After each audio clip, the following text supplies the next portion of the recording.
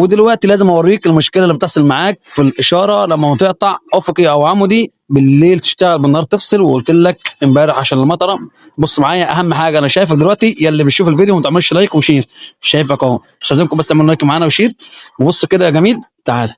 شايف السلك اهو باين قدامك مقشر متكسر اهو اللي قلت لك عليه. وبص هنا معمول ازاي، فردتين اهو، تمام كده.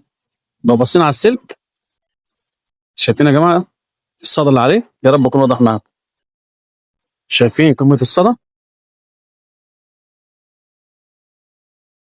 اهو.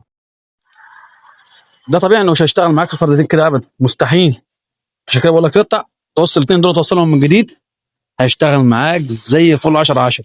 ده كان فيديو مهم جدا عشان قلت لك ان المطره بتيجي وبتعمل لنا مشاكل في الاشاره، وممكن قبل المطره كمان لو نفس النظام ده كده اللي انت شفته دلوقتي اعمل معاك مشاكل كتير جدا. ما تنساش لايك وشير وصل على